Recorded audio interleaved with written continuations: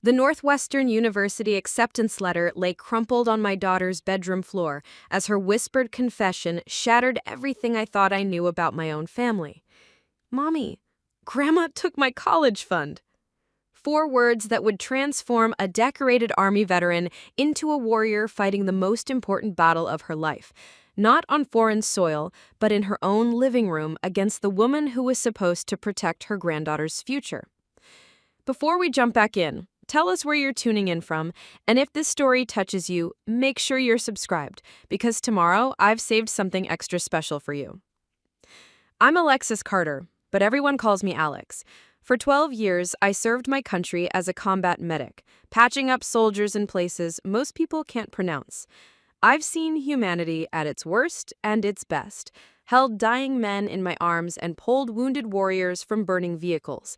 But nothing, absolutely nothing, prepared me for the betrayal I discovered that October evening in Cedar Falls, Oregon.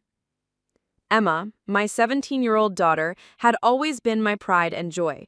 Straight A's since kindergarten, debate team captain, volunteer at the local animal shelter, and the kind of kid who actually thanked me for setting curfews. After her father, Michael, died in a car accident when she was 8, Emma became my anchor, my reason for rebuilding our shattered world.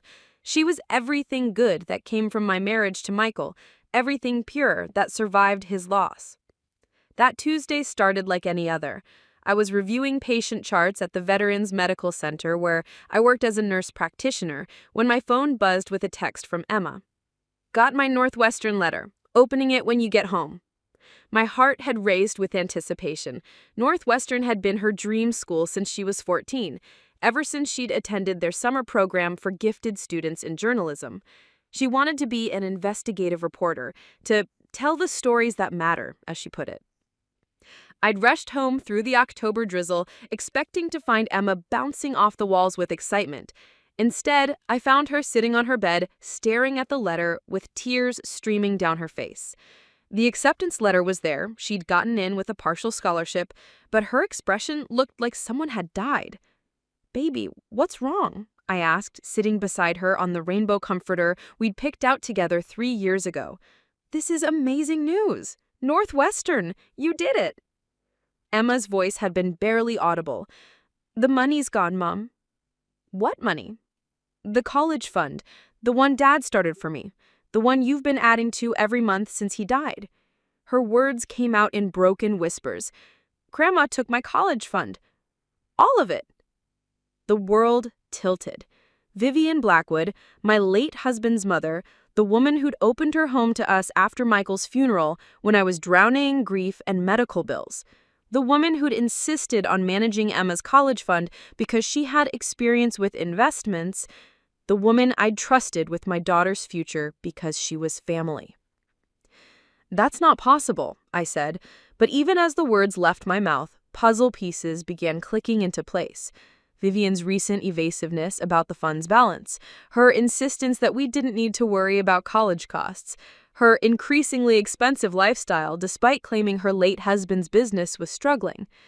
Emma pulled out her laptop and showed me the bank statements she'd somehow accessed. The college fund that should have contained nearly $180,000, built from Michael's life insurance, my military savings, and 9 years of careful monthly contributions, showed a balance of $247. $247. The withdrawals had been systematic, professional.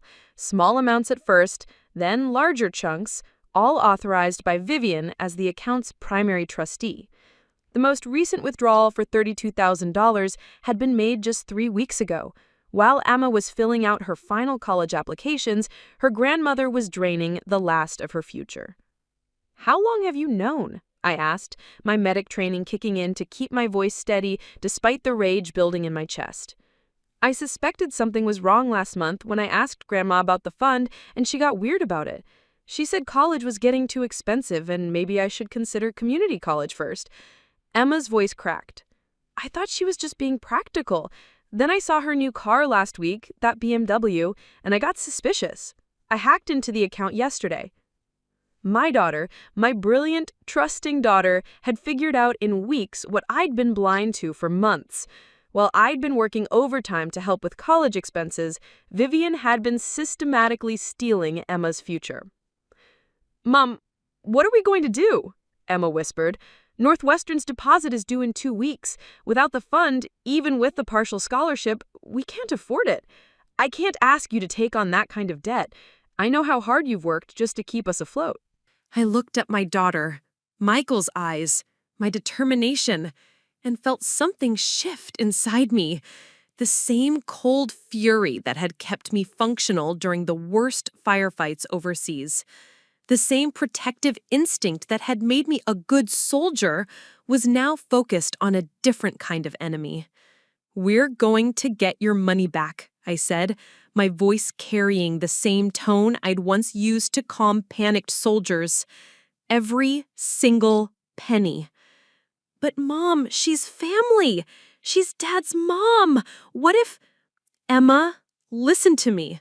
I took her hands in mine, the same hands that had signed up to serve at 18, that had held her father's hand at our wedding, that had saluted his casket. Family doesn't steal from family. What Vivian did isn't just wrong, it's theft. And I didn't survive 2 tours in Afghanistan to watch someone destroy my daughter's dreams, especially not someone who's supposed to love you. That night, after Emma had finally fallen asleep, I sat in my kitchen staring at those bank statements. The house was quiet except for the rain against the windows and the hum of the refrigerator. I thought about Michael, about how he'd started that college fund the day Emma was born, how he'd talked about watching her graduate, seeing her change the world.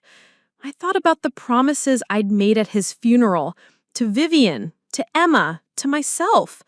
I'd promised to trust Vivian's guidance, to keep the family together, to honor Michael's memory by raising Emma with love and stability. But Michael would never have wanted his mother to steal from his daughter. Michael would have fought for Emma's future with everything he had. I picked up my phone and scrolled through my contacts until I found the number I was looking for. Attorney Sandra Walsh, a fellow veteran who'd helped me navigate Michael's estate after his death. It was nearly midnight, but I knew Sandra would understand. The call went to voicemail. "Sandra, this is Alex Carter. I need your help. Someone has stolen my daughter's college fund, and I need to know my legal options. This is war." As I hung up, I realized that everything was about to change. The comfortable relationship with Vivian, the family dinners, the careful peace we'd maintained for Emma's sake. All of it was about to explode. But looking at Emma's acceptance letter lying on the counter next to those devastating bank statements, I knew I had no choice. Tomorrow, I would begin the fight of my life. Not for my country this time, but for my daughter's future. And unlike the politicians who'd sent me to war, I wasn't going into this battle with unclear objectives. I was going to get Emma's money back, or I was going to destroy Vivian Blackwood trying. Sandra Walsh called me back at 0600 hours sharp, just as I was finishing my morning run through the quiet streets of Cedar Falls. Even in civilian life, some habits die hard. I still woke at 0500, still needed that physical outlet to clear my head before facing whatever battle the day would bring. "Alex, I got your message. What happened?" Sandra's voice carried the no-nonsense tone that had made her one of the most respected military attorneys before she transitioned to civilian practice. I told her everything while stretching against my front porch railing, watching the neighborhood wake up around me. The missing $180,000, Vivian's systematic withdrawals, Emma's shattered dreams lying crumpled on her bedroom floor. "Jesus, Alex, I'm sorry. How long has Vivian been the trustee?" "Since Michael died 9 years ago," the answer tasted bitter. "She convinced me it made sense, said she had experience managing the family business accounts, that I was too emotional to make good financial decisions so soon after losing him." "And you never questioned it?" I closed my eyes, remembering those dark months after Michael's funeral. Sandra, I was barely functional. Emma was 8 years old, having nightmares every night.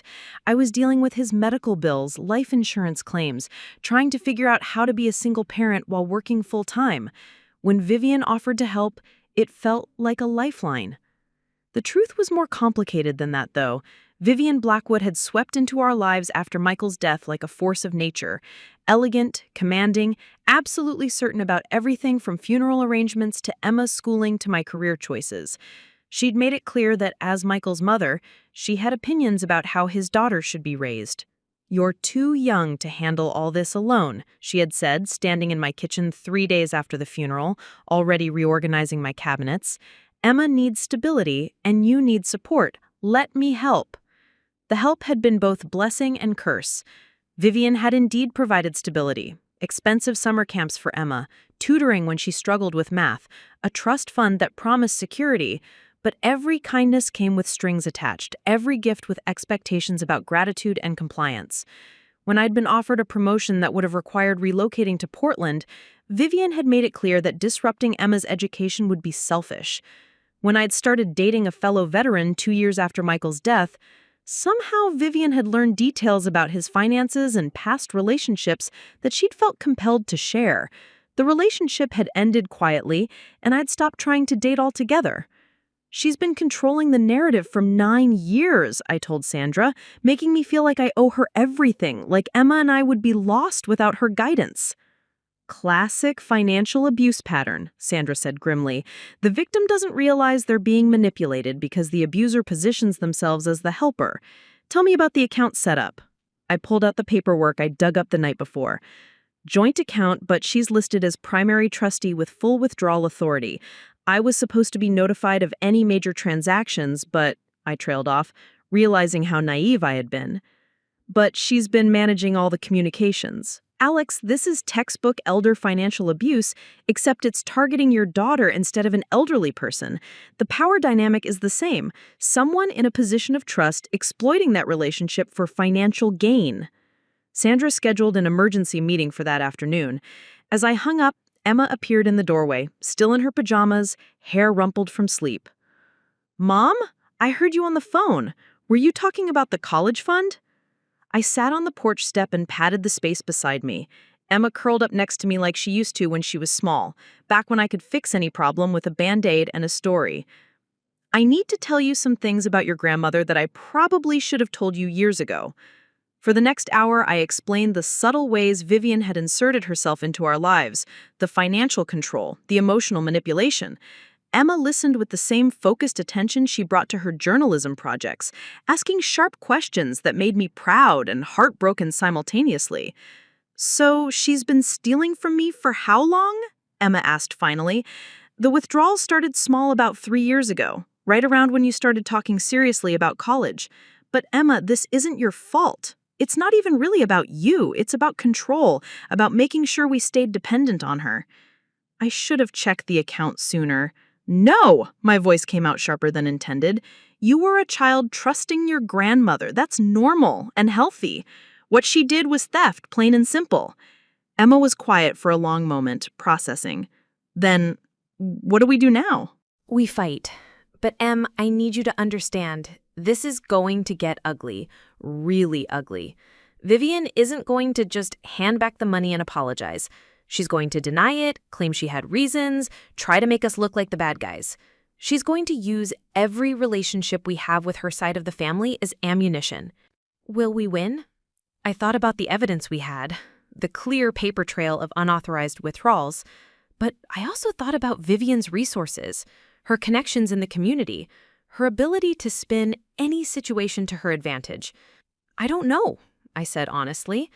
"But I know we're going to try every legal avenue available. And Em, whatever happens, you're still going to college. Maybe not Northwestern this year, but somewhere. I promise you that." That afternoon, Sandra's office felt like a command center preparing for battle. She'd pulled together everything we needed to understand our position. Copies of the trust documents, bank records, documentation of every withdrawal. "The good news is the paper trail is clear," Sandra said, spreading documents across her conference table. This isn't a case where we have to prove theft happened. We have to prove it was unauthorized. The bad news is that Vivian is technically listed as a trustee with withdrawal authority, but she was supposed to notify me. Yes, and that's our strongest argument. She breached her fiduciary duty by making large withdrawals without your knowledge or consent, especially withdrawals that clearly weren't in Emma's best interest. Sandra leaned forward. Alex, I have to ask, are you prepared for what this means? We're talking about potentially criminal charges against your mother-in-law. This will destroy your relationship with her permanently. I thought about Emma's face when she had shown me that acceptance letter, about the dreams Michael had held for his daughter, about 9 years of subtle manipulation and control disguised as family love. Sandra, that relationship was destroyed the moment she decided Emma's future was worth less than whatever she spent that money on. I just didn't know it yet. All right then, let's go to war. I chose Thursday evening for the confrontation, timing it like any military operation. Vivian always had her weekly bridge club on Thursdays at 7, which meant she'd be home by 6:30, settled in with her evening tea, guard down. Emma would be at debate practice until 8, safely away from whatever explosion was about to happen. I parked my 10-year-old Honda next to Vivian's new BMW in her circular driveway, the contrast between our vehicles suddenly feeling symbolic. Her house, Michael's childhood home, rose before me like a fortress of old money and older secrets. Tudor style, immaculately maintained, surrounded by gardens that cost more to maintain than most people's rent. The doorbell echoed through the house with its familiar melodic chime. Through the frosted glass, I saw Vivian's silhouette approaching, probably expecting a package delivery or a neighbor. She opened the door wearing her usual evening attire, cream-silked blouse, tailored slacks, pearls that had belonged to her mother. Even at 68, Vivian Blackwood commanded attention. "Alexis, what a surprise! I wasn't expecting you." Her smile was perfect, practiced, the same one she'd worn at every family gathering for 9 years. "Is everything all right? Where's Emma?" "Debate practice. We need to talk, Vivian." Something in my tone must have registered, because her expression shifted slightly, that politician's smile wavering. "Of course, come in." The living room hadn't changed since Michael's childhood. Heavy furniture, oil paintings of ancestors, everything designed to intimidate and impress. I'd always felt small in this room, like a kid pretending to belong in adult spaces. Not today. "Tea?" Vivian asked, moving toward the kitchen. "No." I remained standing, feet shoulder-width apart, hands loose at my sides. Combat stance, muscle memory taking over. "I want to talk about Emma's college fund." Vivian froze halfway to the kitchen door. When she turned back, her face had rearranged itself into an expression of mild confusion. "Emma's fund? What about it? I hope she's not worried about college costs. I've told you both, we'll figure something out." "We'll figure something out?" I pulled the bank statements from my jacket pocket, unfolded them slowly. "Like how you figured out how to withdraw $179,753 from her account over the past 3 years.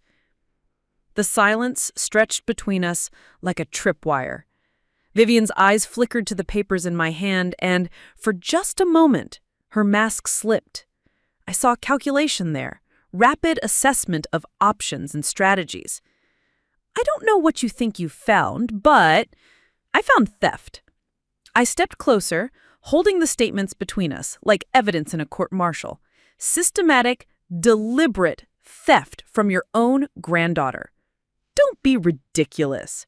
Vivian's voice sharpened, taking on the imperious tone she used when she wanted to end conversations. "I am the trustee of that account. Every withdrawal was legitimate and necessary." "Necessary for what? Your new car? Your recent vacation to Europe? Your kitchen renovation? Those are separate matters entirely." She moved to her bar cart, pouring herself a scotch with steady hands.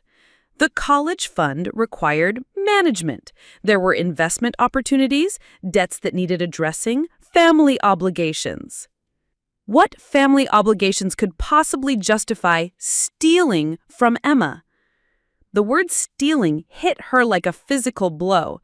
Her shoulders stiffened, and when she turned back to face me, the pleasant mask was completely gone. I have never stolen anything from anyone in my life. That account was established by my son with money from his life insurance, money that exists because of the Blackwood family legacy. I am the trustee, which means I have the legal authority to make decisions about its management. Legal authority that you've abused. You were supposed to notify me of major withdrawals. You were supposed to act in Emma's best interest. Instead, you've been treating her college fund like your personal piggy bank. How dare you? Vivian's voice dropped to a whisper, more dangerous than any shout. After everything I've done for you and Emma, after I opened my home to you when you had nowhere else to go, after I have provided stability, guidance, opportunities, I couldn't keep the incredulity out of my voice. You call stealing my daughter's future an opportunity? I call it protecting this family from your poor judgment.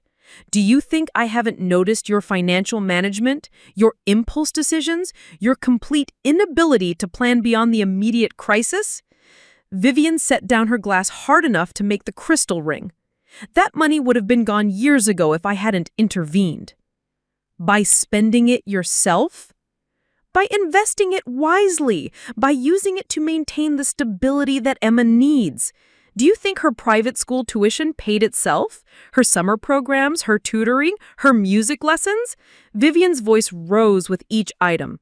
I've been supplementing Emma's expenses for years while you struggled to keep your head above water. With her own money? You've been paying for things with money that belonged to her, then acting like you were doing us favors.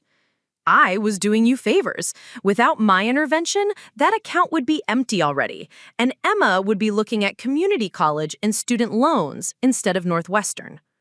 The audacity of it hit me like a physical force.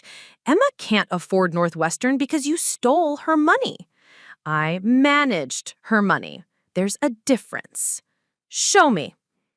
I stepped closer, invading her personal space the way I'd learned to do with hostile witnesses during my military police training. Show me exactly how you managed that money. Show me the investments. Show me the receipts for Emma's expenses that justify $179,000 in withdrawals. For the first time, Vivian looked uncertain. I don't have to justify my financial decisions to you. Actually, you do.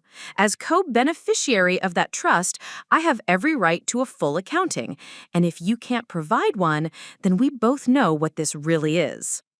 What are you threatening, Alexis? I'm not threatening anything. I'm stating facts. You stole from Emma. You betrayed the trust Michael placed in you when he died. You've spent years manipulating both of us, making us feel grateful for what were actually our rights. Vivian's face had gone pale, but her voice remained steady. And what exactly do you plan to do about it? I'm going to get Emma's money back. All of it. Whatever it takes. Even if it destroys this family? Even if it means Emma loses the only grandmother she has left? The manipulation was so smooth, so practiced, that for a moment I almost felt the familiar guilt creeping in. The urge to apologize, to find a compromise, to keep the peace for Emma's sake. Then I thought about Emma's face when she'd shown me that acceptance letter, about the dreams that had been crushed not by circumstance or bad luck, but by the deliberate actions of someone who was supposed to protect her. You destroyed this family the moment you decided Emma's future was worth less than your comfort. You made this choice, Vivian. Now you get to live with the consequences. I turned toward the door, then paused. Oh, and Vivian? Emma knows. She knows everything about the money, about the manipulation, about all of it. So you can drop the loving grandmother act. We're done pretending. As I walked back to my car, I could feel Vivian watching me from her doorway. My hands were shaking with rage, with adrenaline, with the terrible satisfaction of finally speaking truth to power. The war had officially begun. The next morning brought the first casualty of my declaration of war against Vivian. Emma's phone buzzed during breakfast, a text from her cousin, Jessica, Vivian's son David's daughter. "My mom says you guys are causing trauma and I shouldn't hang out with you anymore. What's going on?" Emma stared at the message, her spoon suspended halfway to her mouth. She's already turning the family against us? I set down my coffee mug harder than necessary. Of course she is. Classic abuser tactic. Isolate the victims, control the narrative, make us look like the unreasonable ones. But Jessica's my best friend besides Chloe. We've been close since we were kids. I know, baby, I'm sorry. But this is exactly why we need to move fast and get everything documented before Vivian has time to destroy evidence or create alternative explanations. Sandra had given me a checklist of evidence to gather. All communications about the trust, receipts for any expenses Vivian claimed were Emma-related, documentation of her recent large purchases, and most importantly, a complete forensic accounting of where the money had actually gone. My first stop was Cedar Falls Community Bank, where the college fund had been managed. I'd called ahead and spoken with Margaret Torres, the branch manager who'd helped us set up the account originally. Margaret had worked with our family for over a decade, had known Michael, had watched Emma grow up through the annual statements we'd review together.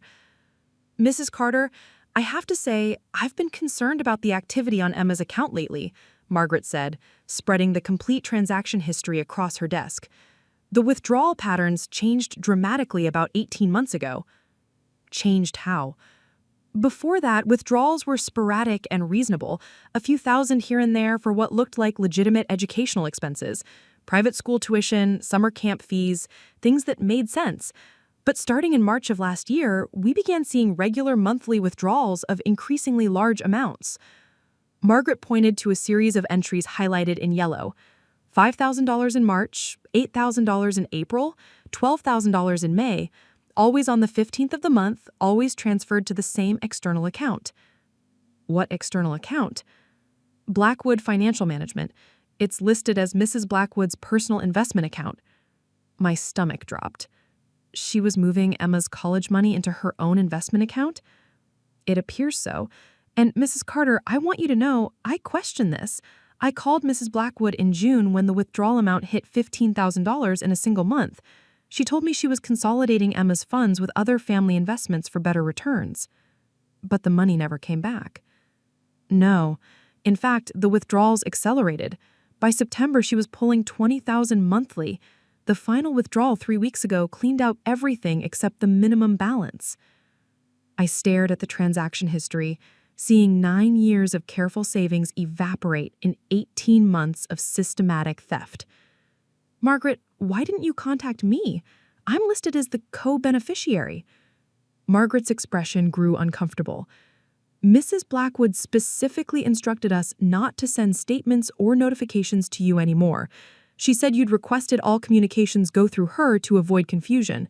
She showed us what appeared to be a signed form from you authorizing the change." I never signed any such form. I was afraid of that.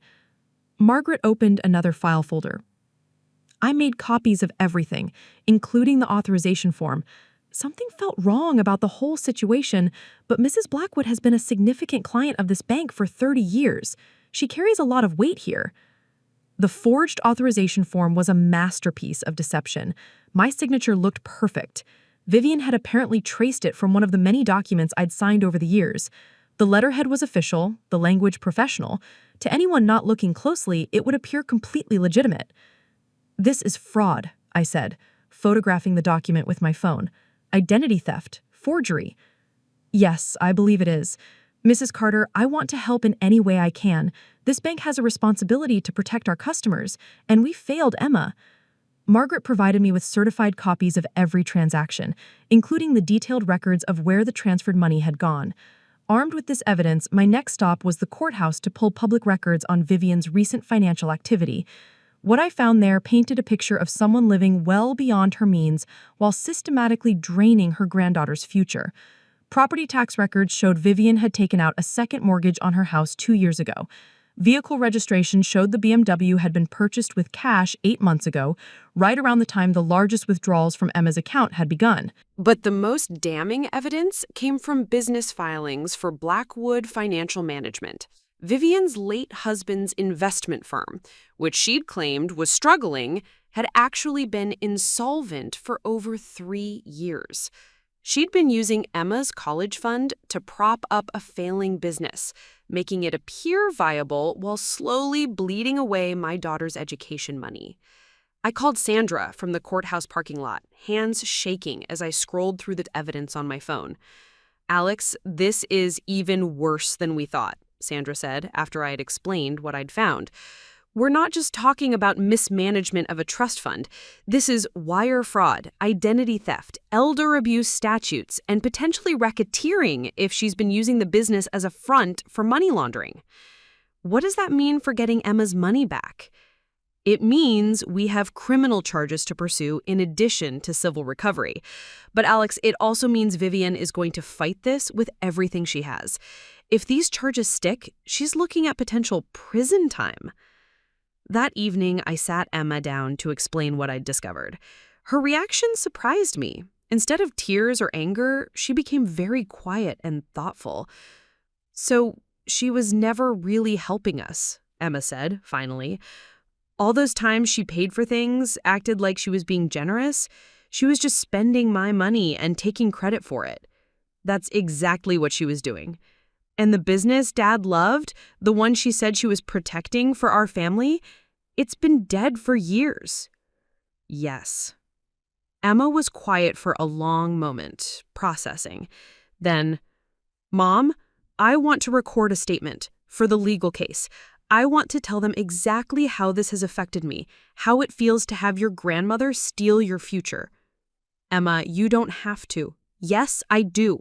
If we're going to war, I want to fight too. She didn't just steal money, Mom. She stole my trust, my relationship with Dad's family, my sense of security about the future. I want her to understand exactly what she took from me." Looking at my daughter's determined expression, I saw Michael's stubbornness and my own refusal to back down from a fight. Vivian had no idea what she'd unleashed by targeting Emma Carter. She'd spent years underestimating both of us, seeing us as pawns to be managed rather than people with the power to fight back. She was about to learn exactly how wrong she'd been. "All right," I said, "let's make sure she understands the full cost of what she's done." Sandra's law office felt like a command bunker as we prepared for battle. Emma sat beside me, her statement typed and printed, ready to be sworn and notarized.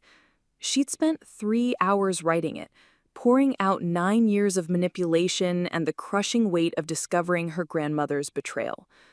"Before we file anything, I want you both to understand exactly what we're setting in motion," Sandra said, spreading legal documents across her conference table like a general reviewing battle plans.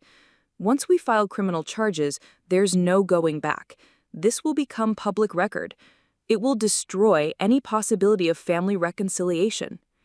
"There's nothing left to reconcile," Emma said quietly. "She stole my future and lied about it for years. She made my mom feel grateful for scraps while spending money that belonged to me." Sandra studied Emma's face, measuring her resolve.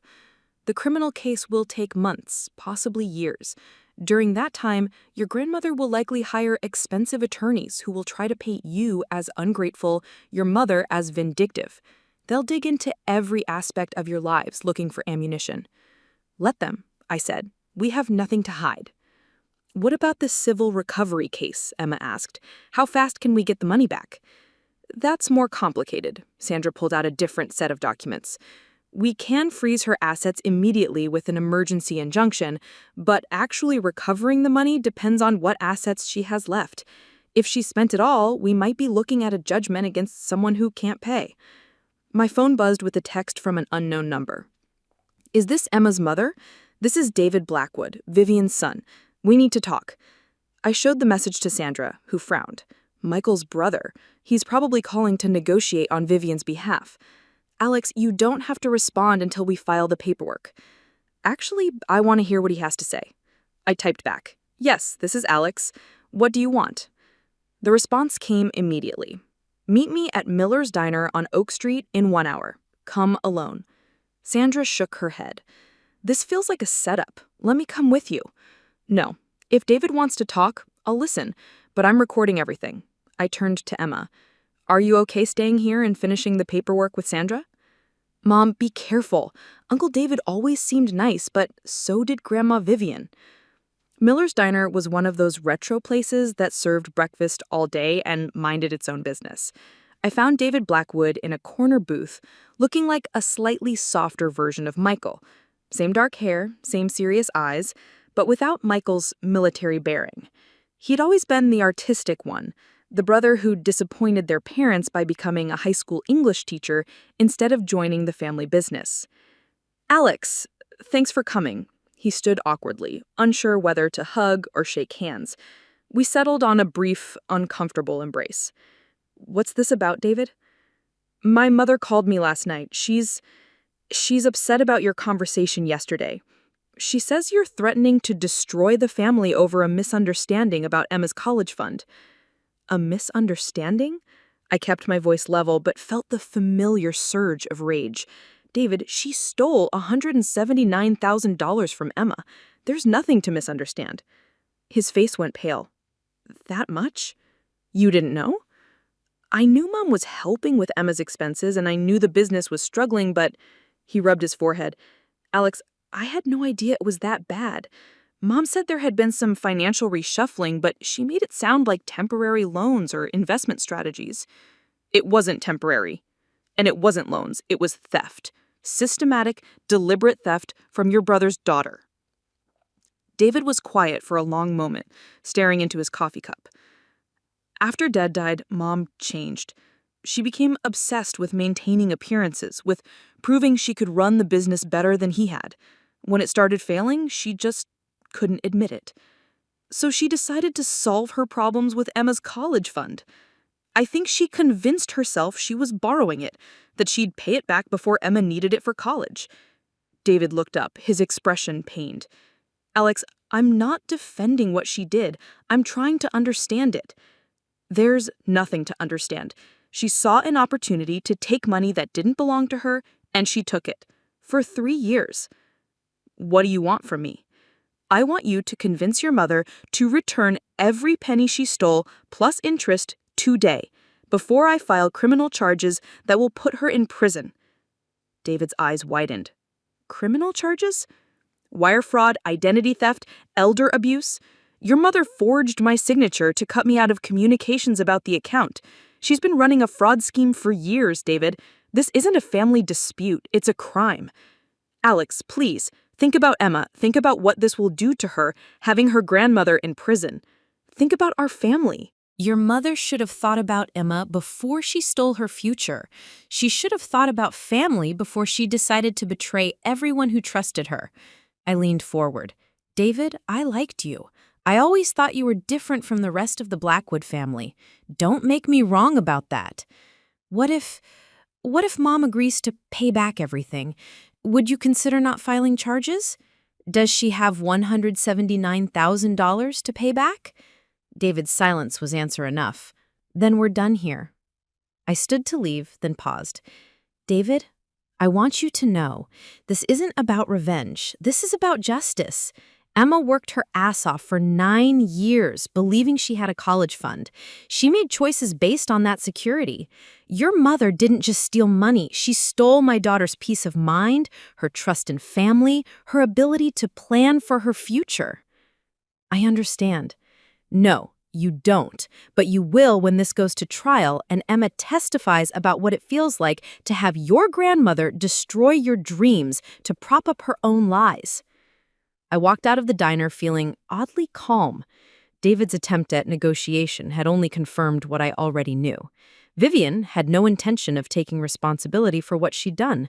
She was still trying to manage the situation, control the narrative, minimize the consequences. Back at Sandra's office, Emma looked up expectantly as I walked in. "How did it go with Uncle David?" "He tried to negotiate on your grandmother's behalf, wanted me to consider not filing charges if she promised to pay the money back. Does she have the money? No. Emma nodded grimly. Then we file everything. Today. Sandra looked between us, then pulled out her phone. I'll call the prosecutor's office. Alex, are you sure about this? Once we make this call, everything changes. I thought about Emma's acceptance letter, still crumpled in her room, about 9 years of careful savings destroyed by someone who was supposed to protect them, about all the other families Vivian might victimize if she faced no consequences for this. Preparing and narrating this story took us a lot of time, so if you are enjoying it, subscribe to our channel. It means a lot to us. Now, back to the story. Make the call, I said. It's time for Vivian Blackwood to face the consequences of her choices. The Cedar Falls Gazette ran the story on page 3 the following Tuesday. Local businesswoman charged with fraud in granddaughter's college fund case. The article was factual but devastating. $179,000 stolen over 3 years, forged documents, a failing business propped up with a teenager's education money. My phone started ringing at 6 a.m. Alex, what the hell is going on? The voice belonged to Patricia Blackwood, David's wife and Jessica's mother. The whole town is talking about Vivian being arrested. Jessica is humiliated at school. Then maybe Vivian should have thought about her granddaughter's humiliation before she stole from her. This is about money, Alex. Families should be able to work these things out privately. This stopped being a family matter when Vivian committed multiple felonies. I poured myself coffee with one hand, phone balanced on my shoulder. Patricia, if you want to be angry at someone, be angry at the person who created this situation.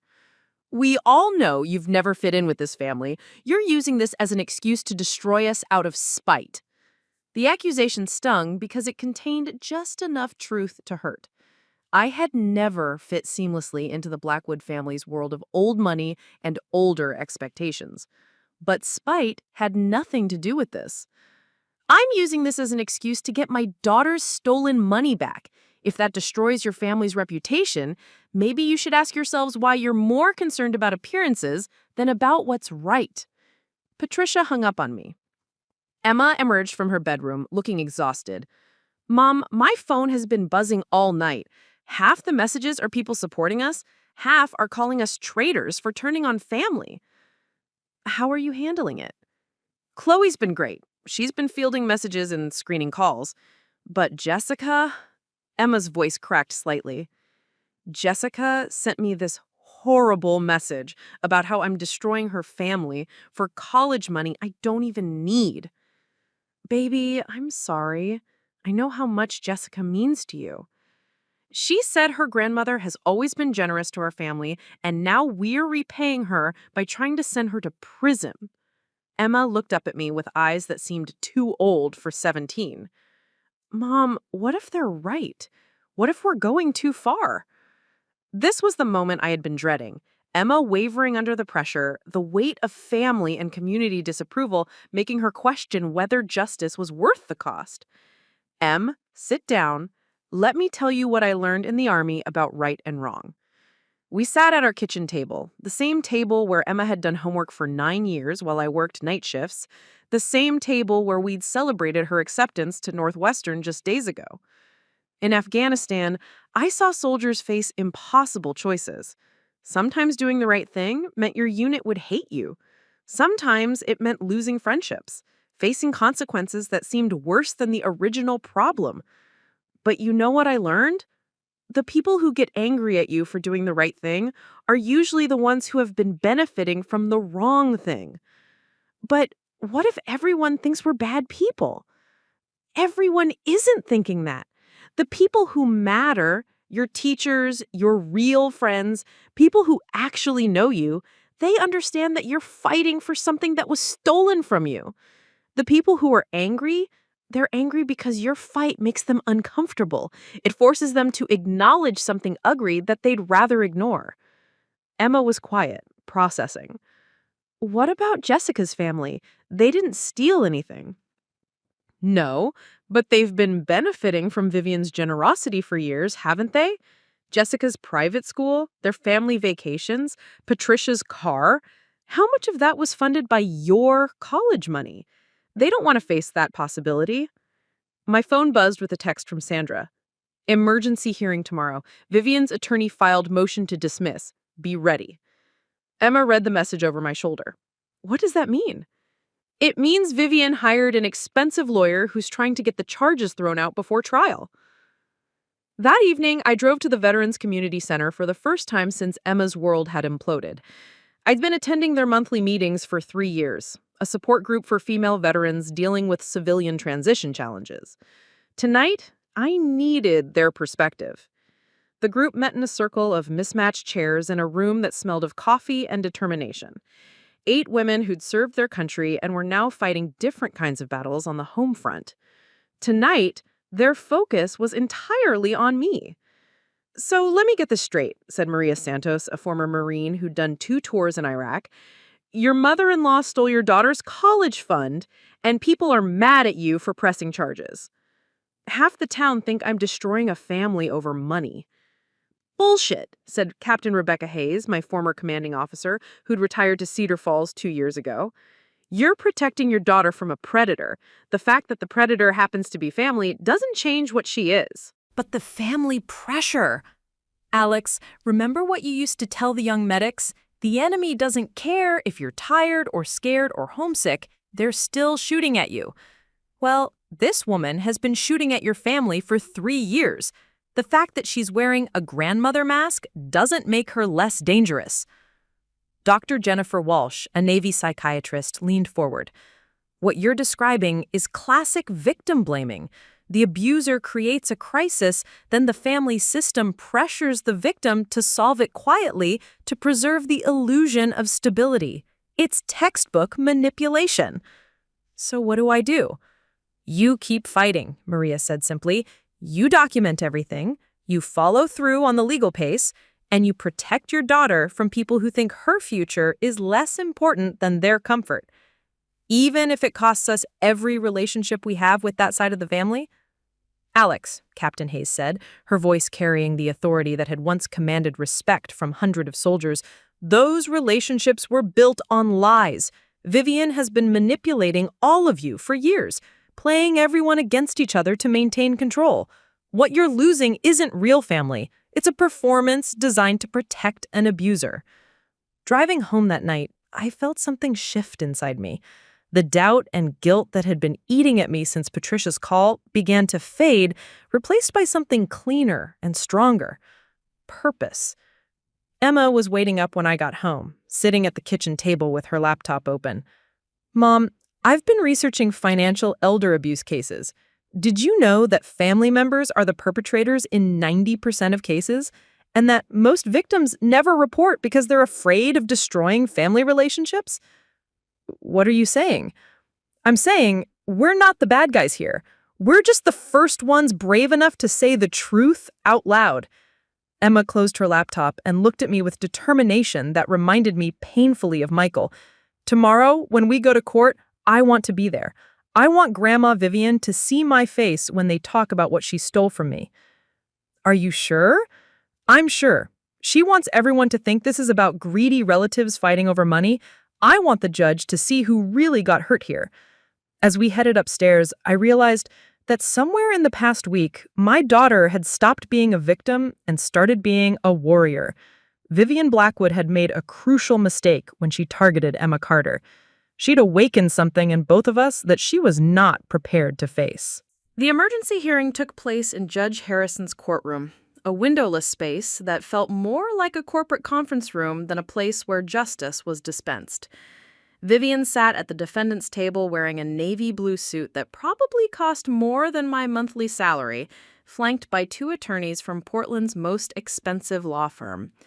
Her lead counsel, Richard Sterling, was exactly what I'd expected. Silver-haired, perfectly tailored, with the kind of confidence that comes from never having to worry about money. He stood to address the judge with the easy authority of someone accustomed to getting his way. Your Honor, this is clearly a family dispute being weaponized through the criminal justice system.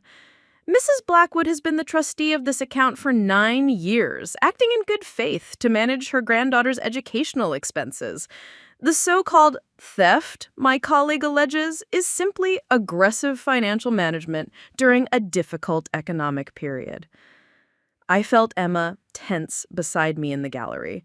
Sandra had warned us that Vivian's attorneys would try to reframe the theft as legitimate trustee actions, but hearing it said aloud with such polished confidence was infuriating. Furthermore, Sterling continued, the alleged victim, a 17-year-old girl, has been coached by her mother, who has harbored resentment against the Blackwood family for years. This prosecution is being driven by personal animosity, not justice. Judge Harrison, a woman in her 50s with steel gray hair and an unreadable expression, turned to Sandra. Counselor Walsh, how do you respond to the assertion that this is a civil family matter rather than a criminal case? Sandra stood, her posture carrying the same military bearing that had made her such an effective GAG officer. Your Honor, the evidence is clear. Mrs. Blackwood systematically withdrew $179,000 from her granddaughter's college fund without notification or consent from the co-beneficiary. She forged authorization documents to cut the victim's mother out of communications. She used the stolen funds to prop up her failing business and maintain her personal lifestyle. But she was the designated trustee, Judge Harrison noted. Being a trustee doesn't grant unlimited authority to loot the account for personal benefit. Mrs. Blackwood had a fiduciary duty to act in Emma Carter's best interest. Instead, she acted exclusively in her own. Sterling jumped back in smoothly. Your Honor, Mrs. Blackwood has been supporting Emma's education and lifestyle for years. Private school tuition, summer programs, music lessons, expenses that far exceeded the account's contributions from Emma's mother. The account was being used exactly as intended. With the account holder's own money, Sandra shot back. Mrs. Blackwood was paying for things with Emma's funds, then taking credit as if she were being generous. It's a classic manipulation tactic. Judge Harrison studied the documents for what felt like an eternity. I'm looking at the withdrawal patterns here. Ms. Walsh, can you explain why your client never questioned these transactions at the time they occurred? My heart sank. This was our weakest point. Why hadn't I been monitoring the account more closely? Your Honor, Mrs. Blackwood deliberately manipulated the communication systems to keep Mrs. Carter uninformed. She forged documents to authorize statement redirections, then used her position as trustee to control all information flow. Mrs. Carter was led to believe the account was being properly managed. Still, 9 years is a long time to remain completely uninformed about an account containing nearly $200,000. Sterling pounced on the opening. Your Honor, this demonstrates the fundamental weakness of the prosecution's case. Either Mrs. Carter was criminally negligent in her oversight responsibilities, or she was aware of the account management and is now fabricating claims of fraud for financial gain. I watched Emma's face crumble as Sterling painted me as either incompetent or lying. This was exactly what Sandra had warned us about. Vivian's expensive lawyers would try to put us on trial instead of her. Moreover, Sterling continued, Mrs. Carter has shown a pattern of financial instability and poor judgment. She's filed for bankruptcy protection twice, defaulted on credit cards, and has been consistently unable to contribute meaningfully to her daughter's education fund. The personal attacks felt like physical blows. Every financial mistake I'd made as a struggling single parent was being weaponized against Emma's case. Judge Harrison looked up from the documents. Mr. Sterling, while Mrs. Carter's financial history may be relevant to damages, it doesn't excuse unauthorized withdrawals from a trust account. But it does speak to motive, Your Honor. Mrs. Carter sees this account as her retirement fund, her solution to her own financial problems. This prosecution is about her desperation, not her daughter's victimization. I felt tears burning behind my eyes and forced them back. Sterling was good. too good. He was taking every vulnerability, every struggle I'd faced as a single mother, and twisting it into evidence of bad faith. Your Honor, Sandra said, Mr. Sterling's character assassination of Mrs. Carter doesn't change the facts. Mrs. Blackwood stole money that didn't belong to her. She forged documents. She lied to bank officials. These are crimes regardless of the victim's financial status. Judge Harrison was quiet for a long moment. I'm going to allow the criminal case to proceed, but I have serious concerns about the evidence of intent to defraud. Mr. Sterling, your client's status as a trustee does create reasonable doubt about criminal intent, even if her actions were inappropriate. Thank you, Your Honor. However, Judge Harrison continued, I am granting the emergency asset freeze. Mrs. Blackwood's accounts will be frozen pending resolution of this case. As we filed out of the courtroom, Sterling approached Sandra with a smugness that made my skin crawl. Counselor Walsh, I think you can see where this is heading. Judge Harrison clearly has doubts about the criminal case. My client is willing to discuss a settlement. Perhaps Mrs. Blackwood could agree to pay back some portion of the account in exchange for dropped charges. How much is some portion? Sandra asked. $50,000. It's a generous offer considering the weakness of your case. $50,000? Emma's voice cracked. She stole $179,000 and wants to pay back $50,000? Sterling looked at Emma with patronizing sympathy. Young lady, you need to understand that legal cases are expensive and uncertain. A guaranteed $50,000 is better than potentially getting nothing after a lengthy trial. No. Emma's voice was stronger now. She doesn't get to steal from me and then negotiate a discount on giving it back. That's not how justice works. Emma, I started. No, Mom.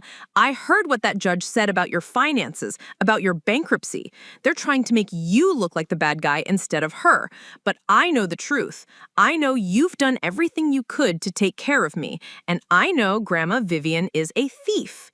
Sterling's expression hardened. Mrs. Carter, I'd strongly advise you to consider this offer. If this case goes to trial, we'll be forced to introduce evidence about your daughter's behavior, her relationship with Mrs. Blackwood, certain incidents that might paint her in a less sympathetic light. What incidents? Sandra demanded. Oh, I think we'll save that for trial. But teenage girls can be difficult. Sometimes they say things, do things, make accusations when they don't get what they want. The threat was clear. They were planning to attack Emma's character, to paint her as a manipulative teenager lying about her grandmother. As we walked to the parking garage, Emma was unusually quiet. Em, you okay? Mom, what if they're right? What if we can't prove she meant to steal the money? What if the judge decides you should have been watching the account more closely? Then we'll deal with it. But Emma, we can't let them bully us into taking a settlement that lets Vivian keep most of your money. But what if we lose everything? What if I end up with nothing and you get blamed for the whole thing? That night, as Emma did homework at the kitchen table and I reviewed our legal bills, I wondered if we'd made a terrible mistake. Sterling's attack on my financial history had been devastating, and Judge Harrison's skepticism was obvious. Maybe we should take the $50,000 and cut our losses. My phone buzzed with a text from David. Alex, please consider the settlement. Mom's health is failing from the stress. This is destroying everyone. I stared at the message, feeling the weight of 9 years of family expectations pressing down on me. Everyone wanted me to be reasonable, to compromise, to make the problem go away quietly so life could return to normal. Except Emma, who deserved better than a family that would rather sacrifice her future than face an uncomfortable truth. The breakthrough came from an unexpected source at 7:23 a.m. on a Friday morning, 3 weeks after the disastrous hearing. I was getting ready for work when my phone rang with a number I didn't recognize. Mrs. Carter, this is Helen Morrison. I work at Blackwood Financial Management. Well, I used to work there until yesterday when I was fired. I'm sorry, who is this? I was Mrs. Blackwood's administrative assistant for 6 years. I helped manage the client accounts, including your daughter's education fund. Her voice was shaky but determined. Mrs. Carter, I need to tell you something. What Mrs. Blackwood did to Emma wasn't just theft. It was part of a much bigger scheme. My hands started trembling. What do you mean? She's been doing this to other clients too, taking money from trust accounts, investment funds, even elderly clients' retirement savings. I have copies of everything: bank transfers, forged signatures, fake investment reports. I kept them because I knew something was wrong, but I was afraid to speak up. Why are you calling me now? Because yesterday she blamed me for the missing money in the Reynolds family trust, another $200,000 that she took for her personal expenses. She fired me and said that if anyone asked, I was the one who had been embezzling. I won't be her scapegoat anymore. Helen Morrison arrived at Sandra's office 2 hours later carrying a banker's box filled with documents that would change everything. She was a small woman in her 50s with nervous energy and the careful demeanor of someone who'd spent years keeping dangerous secrets. I started working for Mrs. Blackwood right after her husband died. At first, everything seemed legitimate. She was grieving, trying to keep the business running, making mistakes, but nothing that seemed intentional. When did that change? About 4 years ago, when the business really started failing. She'd built up this elaborate lifestyle, the house, the cars, the country club memberships, all based on the assumption that the investment firm would keep generating income. When it didn't, instead of scaling back, she started borrowing from client accounts. She pulled out a spreadsheet that made my stomach drop. Look at this. The Patterson family's special needs trust, down $150,000. The Williams retirement fund missing $300,000. The Murphy children's education accounts completely emptied. Jesus, I breathed. How much total? Over $1.2 million from client accounts over 4 years. She covered it up by creating fake investment reports, forging signatures on withdrawal authorizations, and when clients asked questions, she'd blame market volatility or transfer their calls to me to deflect. Sandra was photographing every document with methodical precision. Helen, this is huge. But why didn't you report it earlier? Helen's face crumpled. She was my boss. She controlled my health insurance, my retirement account, everything. And she was so convincing.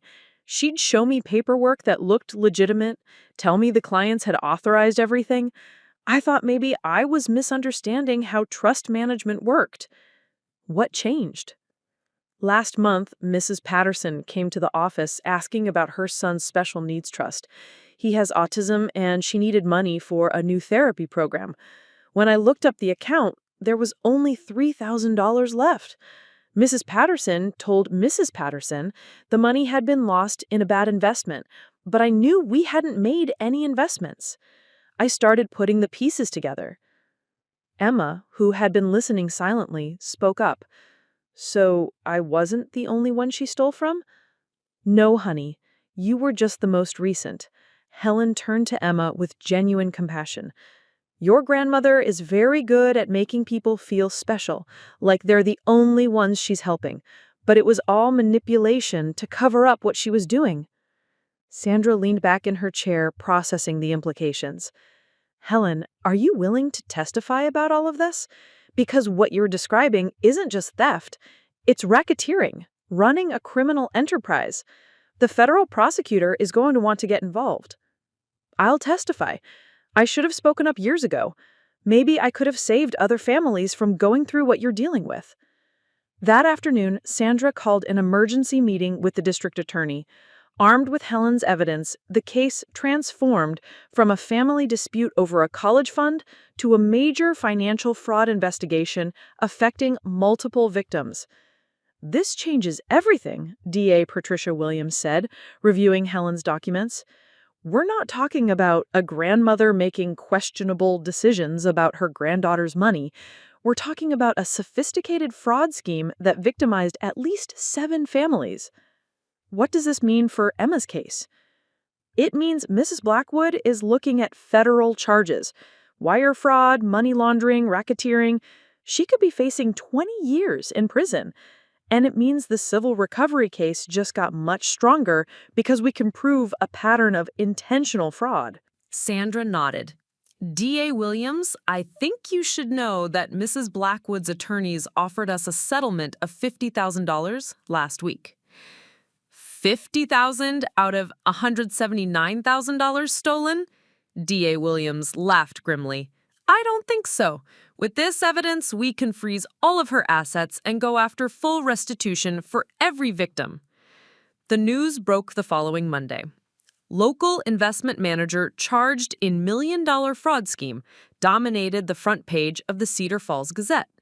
By Tuesday, the story had been picked up by Portland news stations. By Wednesday, the FBI had opened their own investigation. My phone started ringing again, but this time the calls were different.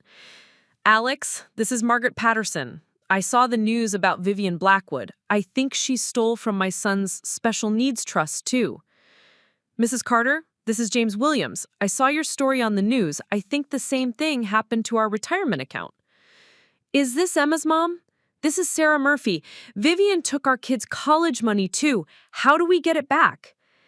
By the end of the week, Sandra was coordinating with attorneys representing 12 different families who believed they'd been victimized by Vivian's scheme. The case had grown into a class action lawsuit with the potential to recover millions in stolen funds. Emma and I sat in our living room Friday night, watching the news coverage of Vivian's arrest. She'd been led away in handcuffs from her beautiful Tudor house, no longer the commanding presence who'd controlled our lives for 9 years. Mom, do you think we'll actually get the money back? I think we have a much better chance now. But Em, even if we don't get every penny, we did the right thing. Look how many other families we've helped by speaking up. I keep thinking about Mrs. Patterson's son. He needed that money for therapy, and Grandma Vivian just took it. That's who she really is, baby. Not the generous grandmother who paid for your piano lessons, but someone who would steal from a disabled child to maintain her lifestyle. Emma was quiet for a moment. Jessica called me today. Oh? She apologized. She said her family didn't know about the other victims, that they thought it really was just a family dispute. She feels terrible about the things she said. How do you feel about that? Relieved, I guess, but also sad that it took finding out about other victims for people to believe us. Like stealing from just me wasn't enough to prove she was wrong.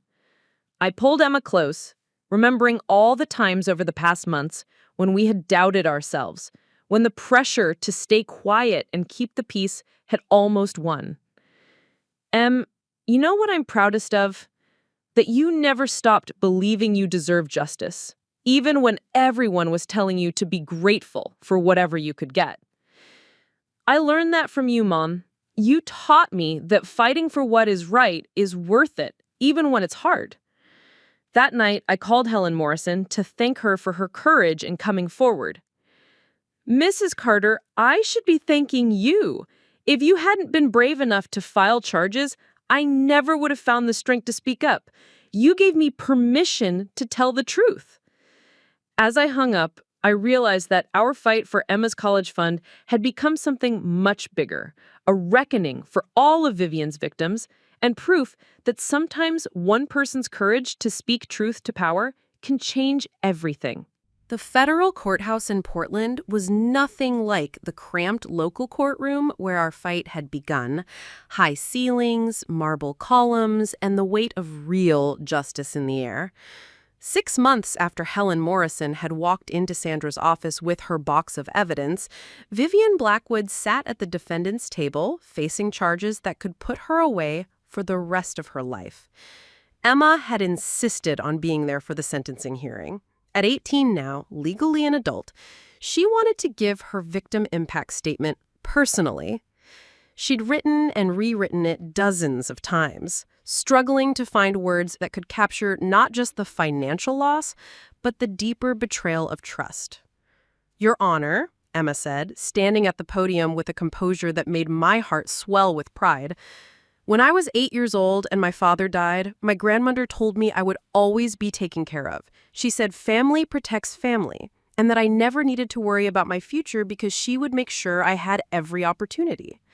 Emma's voice was steady, clear, carrying the conviction of someone who had found her strength through struggle. For 9 years, I believed her. I worked hard in school because I thought my education was secure. I made choices about my future based on the promise that my college fund was safe. When I got accepted to Northwestern University, my dream school, I thought it was the culmination of years of hard work and careful planning. Emma paused, looking directly at Vivian for the first time since the hearing began. Vivian sat motionless, her hands folded, her expression unreadable. Instead, I learned that my grandmother had stolen my future to pay for her lifestyle. Not just my future, but the futures of other children, the security of elderly clients, the special needs fund for a disabled boy whose family trusted her. She didn't just steal money. She stole our ability to trust, to plan, to believe that the people who claim to love us will protect rather than exploit us. Judge Patricia Chen, a stern woman with silver hair and penetrating eyes, listened intently as Emma continued. But, Your Honor, I want you to know that my grandmother didn't win. She didn't destroy my future. She just changed the path I took to reach it. I'm a sophomore at Northwestern University now, studying journalism, and I'm going to graduate debt-free because of the restitution fund and scholarships I earned based on academic merit, not family connections.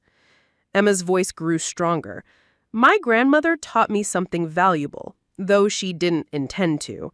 She taught me that courage means standing up to people who abuse their power, even when those people are family. She taught me that justice is worth fighting for, even when the fight is costly. And she taught me that sometimes the people who claim to love you are the ones you need to protect yourself from. Your Honor, I don't want my grandmother to go to prison out of revenge. I want her to face consequences so that other families don't suffer what we suffered. I want other young people to know that when someone steals their future, they have the right to fight back and demand justice. Emma returned to her seat, and I squeezed her hand as Judge Chen called for the government's sentencing recommendation. Federal prosecutor James Morrison, no relation to Helen, stood to address the court. Your Honor, the defendant orchestrated a sophisticated fraud scheme that victimized 13 families over 4 years. She stole over $1.4 million from trust accounts, retirement funds, and education savings, using forged documents and elaborate deceptions to cover her tracks. She showed no remorse until she was caught, and even then, she attempted to blame others and minimize her actions. Morrison gestured toward the gallery, where several victim families sat. The psychological damage to these families extends far beyond the financial losses. Children who had their educational futures stolen, elderly clients who lost their retirement security, a special needs family whose son's therapeutic fund was emptied. These victims will carry the trauma of this betrayal for the rest of their lives. The government recommends a sentence of 15 years in federal prison, followed by supervised release with full restitution to all victims. Vivian's attorney, the expensive Richard Sterling, made one final attempt to minimize her actions. Your Honor, Mrs. Blackwood is a 70-year-old woman with no prior criminal history who made poor decisions while struggling to maintain a failing business. She has expressed remorse for her actions and is prepared to make full restitution. Has she expressed remorse? Judge Chen asked pointedly, because I've read the transcripts of her interviews with federal agents, where she claimed the victims were lying, that she was being set up by vindictive family members, and that her actions were legitimate business practices. Sterling looked uncomfortable. Your Honor, Mrs. Blackwood has been under significant stress. Mr. Sterling, your client had the opportunity to show remorse by accepting responsibility and cooperating with authorities. Instead, she fought every charge, blamed every victim, and forced these families to relive their trauma through a lengthy legal process. That doesn't suggest remorse to me. Judge Chen turned her attention to Vivian. "Mrs. Blackwood, please stand." Vivian rose slowly, looking frail and diminished in her orange jumpsuit, a far cry from the commanding presence who had once intimidated me into silence. "Mrs. Blackwood, in 40 years on the bench, I have seen many cases of financial fraud. What makes your case particularly troubling is not just the amount of money stolen, but the fact that you specifically targeted families who trusted you. You stole from your own granddaughter's college fund. You emptied a special needs child's therapeutic account. You robbed elderly clients of their retirement security. You used your position as a respected businesswoman and trusted family member to gain access to these funds, then systematically looted them to maintain a lifestyle you couldn't afford. When you were caught, instead of accepting responsibility, you blamed your victims and forced them to fight for justice." Judge Chen's voice carried the weight of final judgment. "The sentence of this court is 12 years in federal prison, to be followed by 3 years of supervised release. You will pay full restitution to all victims plus interest and penalties, totaling $2.1 million. Your assets will be liquidated to satisfy this judgment. Additionally, you are permanently barred from working in any fiduciary capacity and from managing anyone else's financial affairs. You have forfeited the right to be trusted with other people's money." As court officers led Vivian away, she looked back once toward the gallery. Her eyes found mine, and for a moment, I saw not the manipulative predator who had stolen from children and grandparents, but a broken old woman who had destroyed her own legacy through greed and arrogance. David Blackwood approached me in the courthouse hallway afterward, his face drawn with exhaustion and shame. "Alex, I'm sorry for everything, for not believing you initially, for trying to protect her, for all of it. David, I never wanted this to destroy your family. You didn't destroy anything, she did. And you know what? I'm grateful you had the courage to stop her. God knows how many more families she would have victimized if you hadn't spoken up." Emma appeared beside me, having finished giving interviews to the local news stations that had followed the case from the beginning. "Uncle David, I miss the grandmother I thought I had, but I'm glad the real one can't hurt anyone else." David hugged Emma gently. "I miss her too. The woman I thought she was would be proud of how brave you've been." That evening, Emma and I sat in our living room, the same house we'd almost lost when the legal bills mounted, now secure thanks to the restitution funds. Emma was working on a journalism assignment about ethics in financial management, turning her trauma into purpose. "Mom, do you think it was worth it? Everything we went through?" I thought about the months of doubt, the family relationships that had been damaged, the stress that had nearly broken us both. Then I thought about the 12 other families who had recovered their stolen money, the special needs boy who could continue his therapy, the elderly clients who could retire with dignity. Yes, baby, it was worth it. Not just for us, but for everyone she would have hurt if we'd stayed silent. I used to think family meant never questioning each other, never causing problems. Now I think real family means protecting each other from people who would do harm, even when those people are supposed to love you. That's exactly right. And Em, you've become the kind of person who protects others. That's the best thing that came out of this whole nightmare. As Emma went upstairs to finish her homework, I reflected on how far we both had come. The scared 17-year-old who had whispered about stolen money had become a confident young woman studying to expose corruption through journalism. The struggling single mother who had almost accepted a $50,000 settlement had become someone willing to fight for justice regardless of the cost. Vivian Blackwood had set out to steal our future. Instead, she had taught us both that we were stronger than we had ever imagined. 2 years later, I stood in the Northwestern University auditorium watching Emma walk across the stage to receive her journalism degree.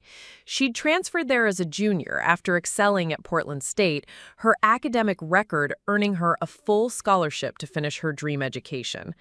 The acceptance letter that had once lay crumpled on her bedroom floor had become reality, just by a different path. Emma Carter, graduating summa cum laude, recipient of the Northwestern Investigative Journalism Award for her senior thesis on financial fraud prevention in trust management. As Emma accepted her diploma, I thought about that October evening 3 years ago when she'd whispered those life-changing words. "Mommy, Grandma took my college fund." Neither of us could have imagined where that whispered confession would lead. Federal charges, national news coverage, and ultimately justice for 13 families. After the ceremony, Emma found me in the crowd of proud parents. At 21, she carried herself with the confidence of someone who had faced down real adversity and emerged stronger.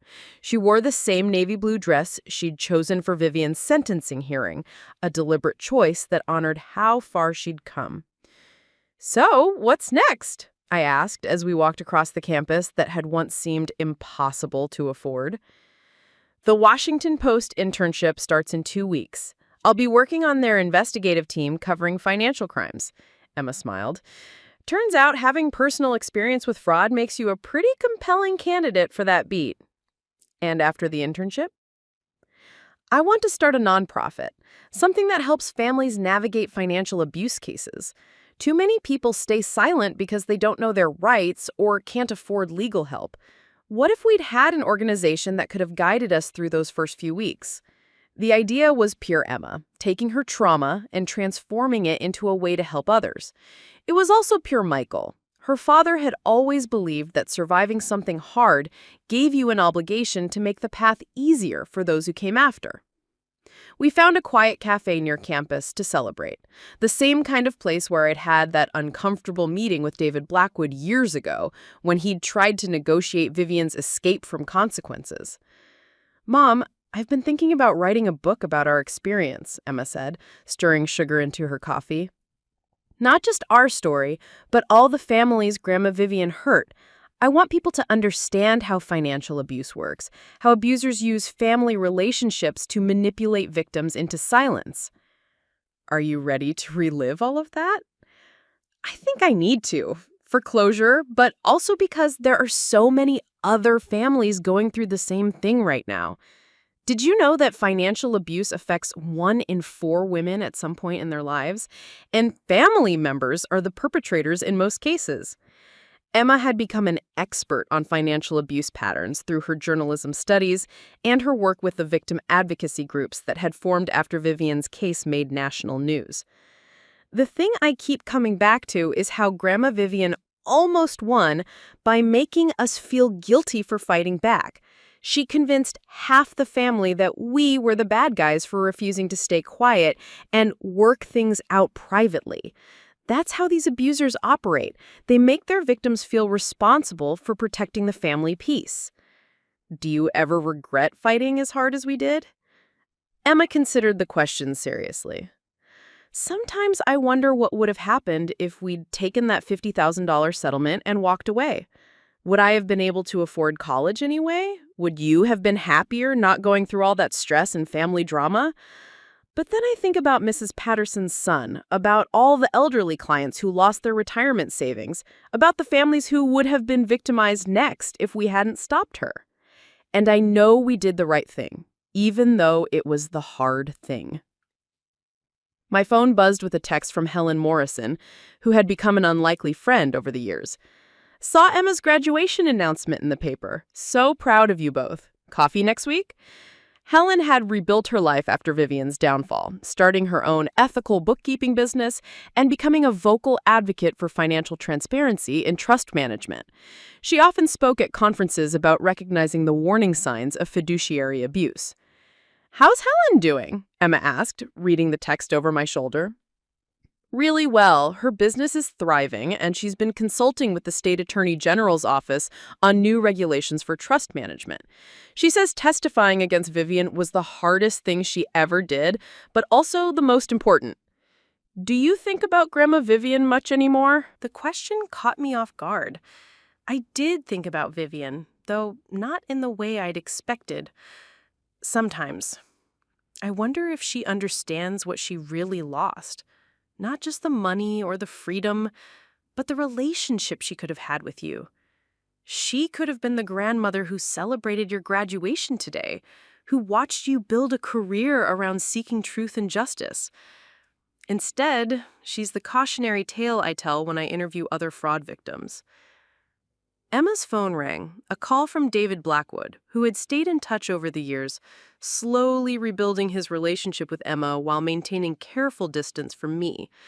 Their conversations were infrequent but genuine, both of them navigating the complicated terrain of loving someone who had been destroyed by someone they'd trusted. "Uncle David! Yes, I graduated today." "No, she didn't appeal again. The sentence stands." "I know, it's hard for you too." "Yes, maybe dinner next month when I'm back in Oregon." When Emma hung up, she looked thoughtful.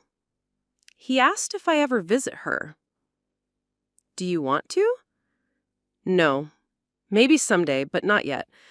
I don't think she's ready to face what she really did, and I'm not ready to pretend it wasn't as bad as it was for family peace."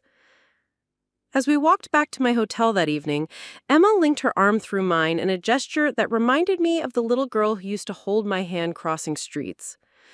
"Mom, I need to tell you something I've never said before." "What's that?" "Thank you for believing me. That night when I told you about the missing money, you could have dismissed it, told me I was overreacting, found excuses for Grandma Vivian. A lot of parents would have. But you listened and you acted, and you never made me feel like I was wrong for being upset about it." "Em, you were never wrong. But a lot of abuse victims are told they're wrong, that they're being dramatic, that they should be grateful for whatever crumbs of kindness they receive. You never did that. You believed that I deserved better, and you fought for me even when it would have been easier to give up." That night, alone in my hotel room, I called Sandra Walsh to share the news of Emma's graduation. "Alex, I hope you know what you accomplished. It wasn't just about recovering money or getting justice for your family. Your case changed how prosecutors approach family financial abuse. There have been 3 other major cases in Oregon this year where families found the courage to speak up because they saw what you and Emma achieved. I never wanted to be a test case. But you were exactly the test case we needed. A mother and daughter who refused to be silenced, who fought back against someone with money and power and social standing. You proved that ordinary people can demand justice and win." After we hung up, I sat by the hotel window looking out at the Northwestern campus where Emma would never have to study if not for our fight for justice. I thought about the scared single mother I'd been 3 years ago, willing to accept whatever scraps of respect and support Vivian offered because I didn't believe I deserved better. That woman would barely recognize who I'd become, someone willing to fight powerful people, someone whose voice carried weight in courtrooms and news interviews, someone who had learned that courage wasn't the absence of fear, but the decision to act despite it. My daughter had whispered about stolen money in the darkness of her bedroom, and that whisper had become a shout for justice that changed everything. For us, for the other families Vivian had victimized, and for future families who would face similar battles armed with the knowledge that fighting back was possible. Sometimes the most important battles begin with a whisper. Sometimes the most powerful weapon against injustice is simply refusing to stay silent. And sometimes when you fight for what's right, you discover that you're much stronger than anyone, including yourself, ever imagined. Emma Carter was going to change the world, one story at a time. And I was going to be there cheering her on, just as I had been from that first moment when she found the courage to tell me the truth about her stolen future. The circle was complete, but the story was just beginning. Up next, you've got 2 more standout stories right on your screen. If this one hit the mark, you won't want to pass these up. Just click and check them out. And don't forget to subscribe and turn on the notification bell so you don't miss any upload from us.